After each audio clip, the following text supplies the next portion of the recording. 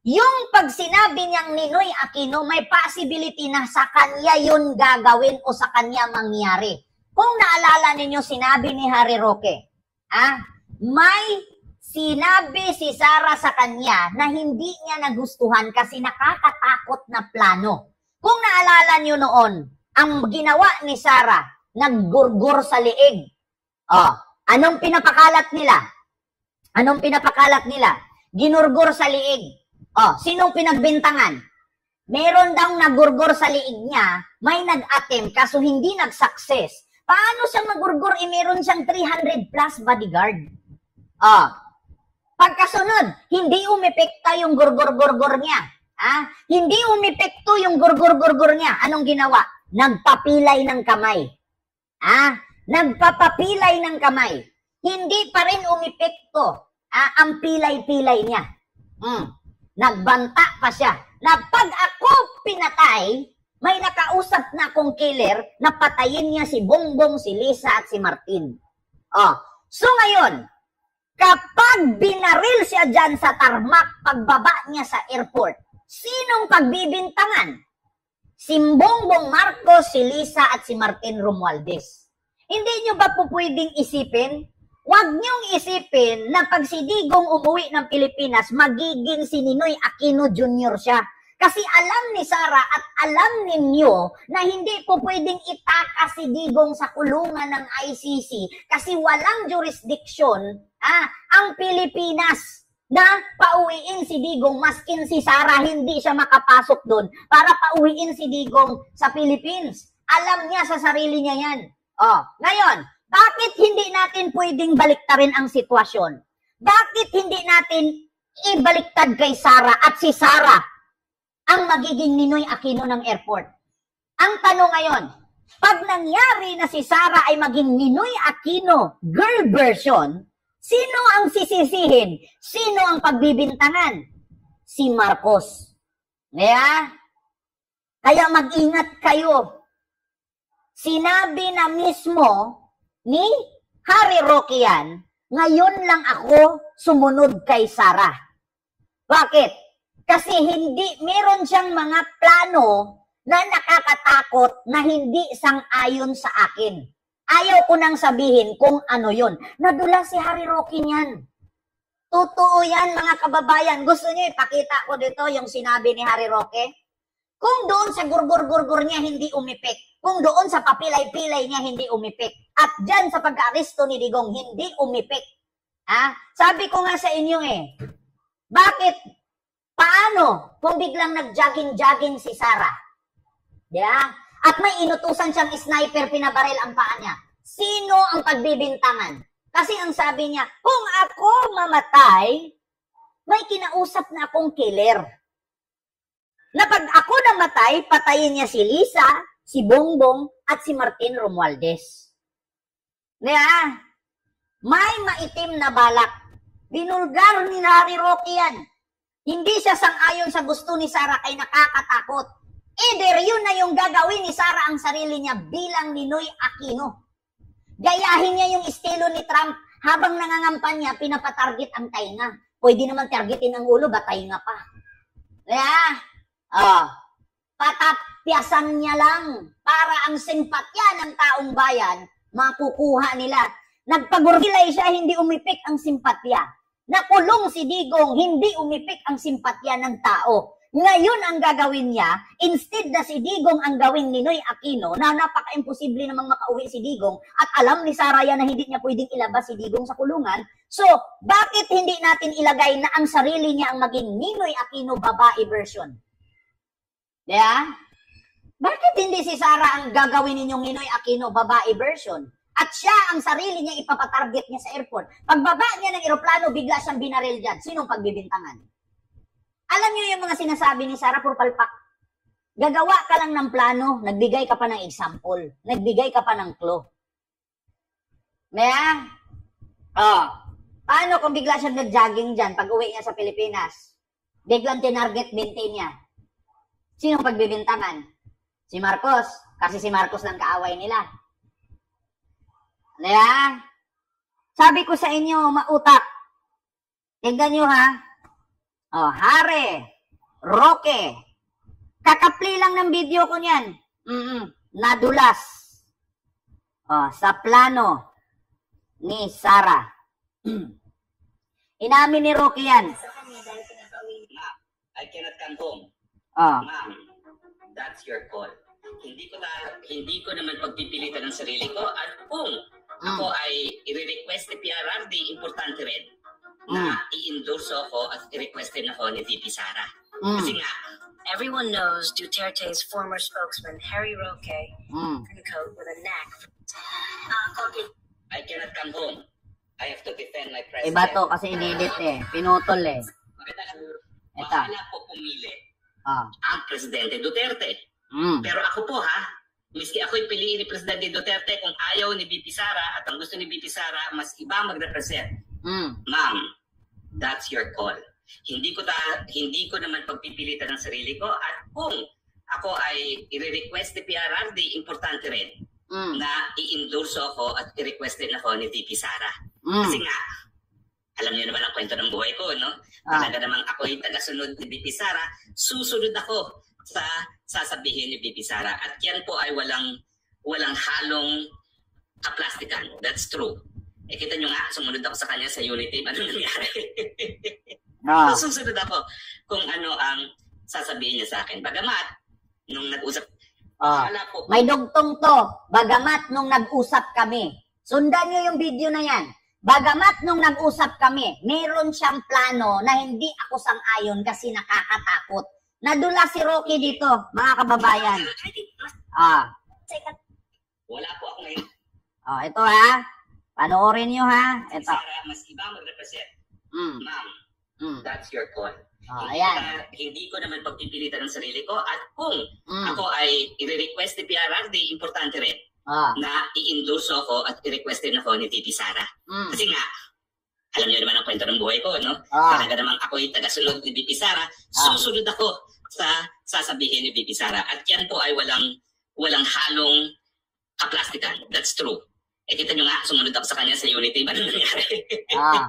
So, susunod ako kung ano ang sasabihin niya sa akin. Bagamat, nung nag-usap kami, sabi ko, kasi minsan nakatakot ako sa iyo eh. Kaya minsan may mga gusto kang gawin na sa tingin ko, hindi ko sang-ayon, hindi ako makapagsalita, no? Hindi ko sasabihin ko ano yan. Pero may dalawang diba? Minsan, nag-uusap kami. Tignan At kung ako ay i-request ni PRRD, importante rin na i-endorse ako at i-request din ako ni VP Sara. Kasi nga, alam niyo naman ang kwento ng buhay ko, no? Talaga namang ako'y tagasunod ni VP Sara, susunod ako sa sasabihin ni VP Sara. At yan po ay walang halong kaplastikan. That's true. Eh, kita nyo nga, sumunod ako sa kanya sa Unity. Ano nangyari? So, susunod ako kung ano ang sasabihin niya sa akin. Bagamat, nung nag-usap kami, sabi ko, kasi minsan nakatakot ako sa iyo eh. Kaya minsan may mga gusto kang gawin na sa tingin ko, hindi ko sang-ayon, hindi ako makapagsalita, no? Hindi ko sasabihin ko ano yan. Pero may dalawang bagay na ngayon lang nangyari na sumunod ako sa kanya. Diba? Minsan nag-uusap sila. Sabi ni Harry Roque, natatakot ako sa iyo eh. Kasi meron kang mga plano at gagawing bagay na hindi sang-ayon sa akin na nakakatakot. Diba? Alam nyo na mga kababayan, bakit sasabihin ni Lustay na kapag umuwi si Digong magiging Ninoy Aquino Jr. siya? Alam naman niya sa sarili na hindi na pwedeng umuwi si Digong sa Pilipinas at alam niya sa sarili niya na hindi pwedeng ilabas si Digong sa kulungan. Kay Harry Roque pa lang mismo nang galing sa bunganga, natatakot siya kay Sara kasi merong mga plano si Sara na hindi siya sang-ayon, na nakakatakot at hindi niya sasabihin kung ano yun. Kaya, may nag-comment. Wala ka pang, tanga at bubulang maniwala kay VP. Ito, may nag-comment dito kanina eh. Ayan, ito. Tamang hinala ka. Hindi tayo sabihin tamang hinala, dapat advance kang mag-isip. Bakit? Sa sitwasyon nila ngayon, mangdadamay na yan. Kasi bakit? Wala na silang patutunguhan. Pagdating sa politika, bagsak at downfall na sila. Diba? Wala na sila. Ano pang gustong mangyari ng mga Duterte sa buhay politika nila? Ang laki ng kasiraan nila. Bumagsak na yung politician nila. Wala nang naniniwala sa kanila at pagod na ang tao sa drama nila. So anong gagawin nila? Mananabla na lang sila. Yun naman talaga ang gagawin nila. anuhin ng mga Duterte, ano pang inaantay nila sa buhay? Sa tingin ninyo si Sara pag na-impeach yan this coming June, makakatakbo pa siya pagka-presidente? Hindi na. Maskin tanod, hindi siya tatanggapin pag na-impeach na siya. Mananabla na yan sila. Sirang-sira na sila sa social media. Sirang-sira na ang buhay nila bilang politician. Ganun ang katotohanan. So, wala na ang tatay nila na magaling di umano at matalino di umano. Bakit? May namana ba? Sa isa sa kanila, sa kanilang tatay, ang katalinuhan pagdating sa politika, walang nagmana sa kanila. Mananablayan sila. Maniwala kay sa akin. Yung gagawin nila ngayon, mananablayan. Kung hindi tumalab ang gurgur sa liig, nagpapapilay. Kung hindi tumalab ang pilay sa braso, magpapapatay sa sarili or di kaya magpapabaril.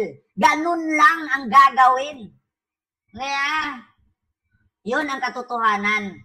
Mananablayan. Nako, niwala kay sa akin. Ito, pakinggan nyo Si Harry Roque nadulas. At yan po ay walang halong kaplastikan. That's true.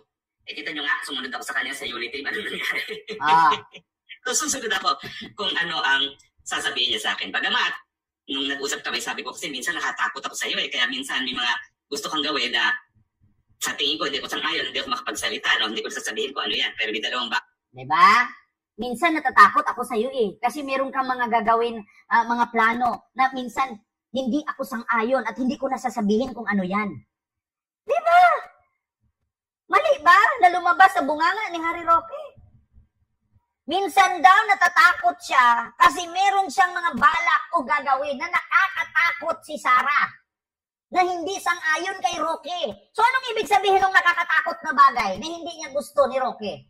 Kaya sumunod siya kay Sara ngayon at lumaylo siya. Di ba?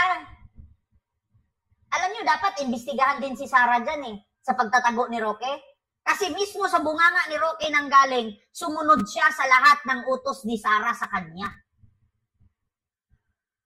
Diba? Huwag niyong intindihin yung sinabi ni Lustay na pag umuwi si Digong sa Pilipinas, magiging Ninoy Junior siya. Kasi ever since hindi na pwedeng iuwi si Digong sa Pilipinas, walang jurisdiction ang batas ng ating bansa para kunin si Digong doon. Ang totoo dyan, bakit hindi nyo ilagay sa katawan ni Sara? Kasi si Sara lang ang uuwi ng Pilipinas. Bakit hindi nyo isipin, baka si Sara ang magiging Ninoy? Aquino, babae version. Pagbaba niya ng eroplano, siya ang tinarget. Sarili niya ang tinutukoy niya doon. Ititwist niyo yan. Sabi nga ni Franz Castro, ganyan naman talaga ang mga Duterte, mahilig mag-twist.